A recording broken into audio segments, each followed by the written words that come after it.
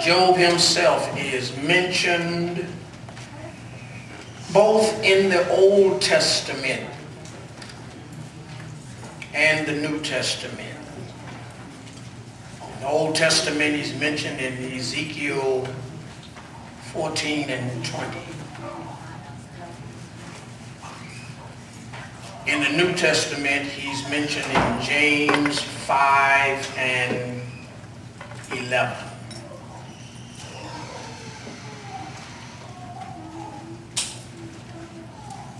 He lived before the giving of the law. Some claimed he lived before Abraham.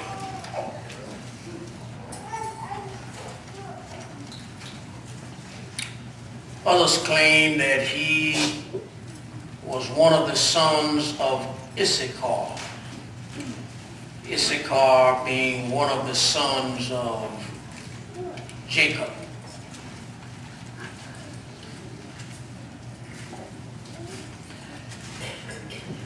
The subject of Job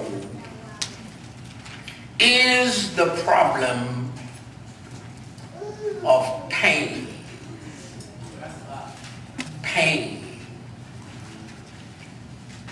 Those that may not appreciate such a simple word as pain. Pain has probably caused more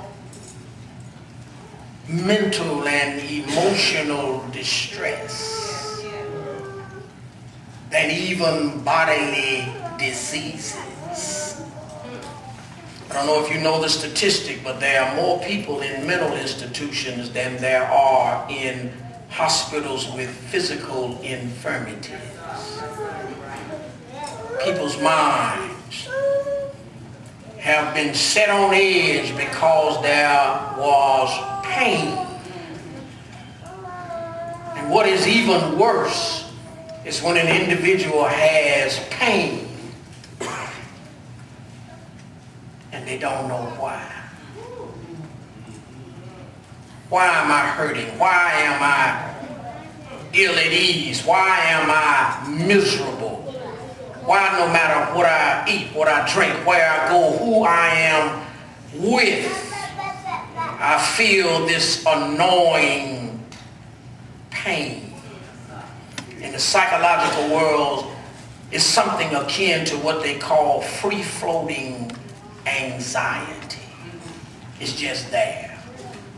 And it lingers. It's there when you wake up. It's there when you lay down. It's there when you're coming in. It's there when you're going out. It's there when you begin to eat. It's there when you finish eating. It's there. It is a constant companion. The problem and the subject in the book of Job concerns pain.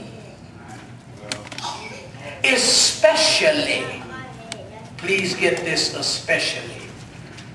The book of Job is concerned with the problem of pain, especially where it bears on the life of the believer.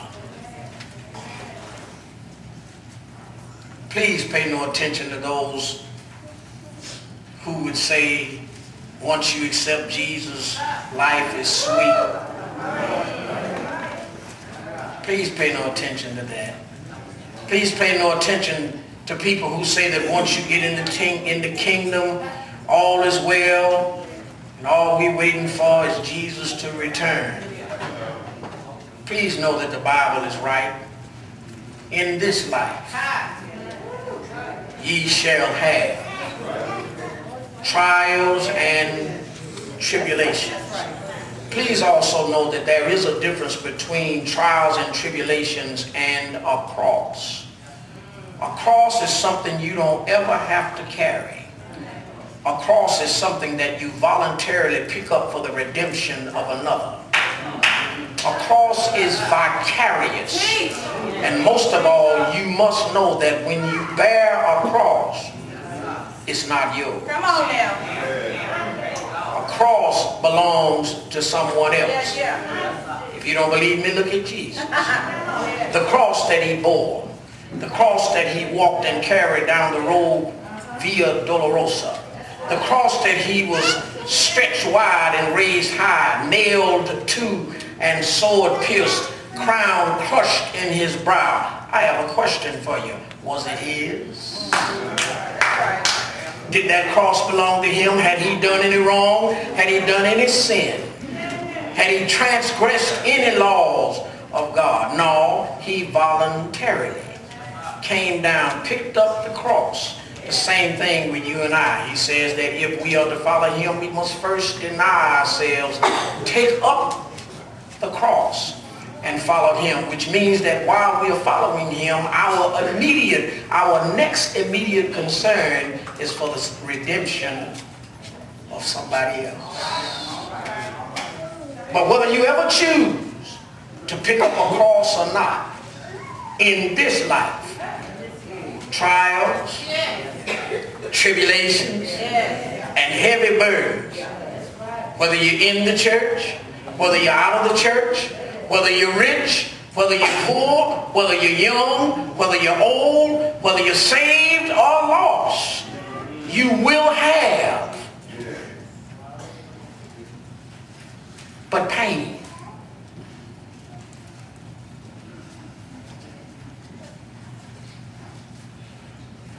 Why do the godly suffer? Is the question that arises as we look in on Job. And why is God silent? In almost every situation when we are at the peak of our suffering, God never says a word. Look at Jesus in the Garden of Gethsemane. He went yonder to pray 3 times, and he was so exceeding sorrow until the Bible says sweat like drops of blood fell on the Garden of Gethsemane, and yet God, his Father, never said one word. Why is God silent? Is the question that lingers from the human standpoint.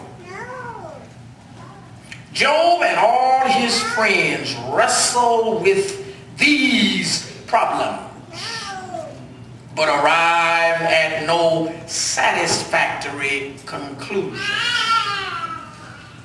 It is not until God speaks that the true answers are found.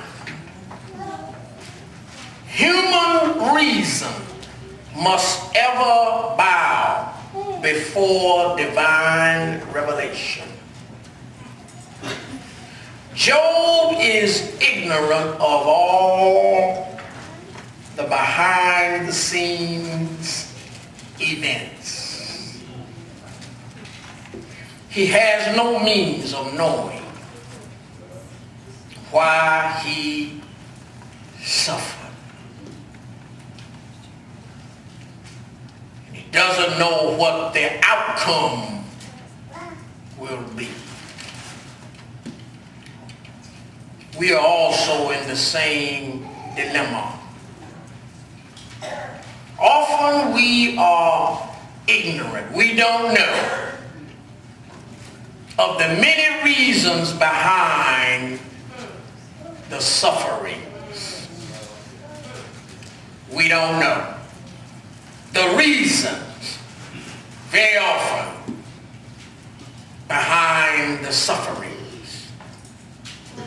The drama began when Job is stripped of family, friends, wealth, and health for no apparent purpose. And so he gave way to his grief. You and I have opened before us a scene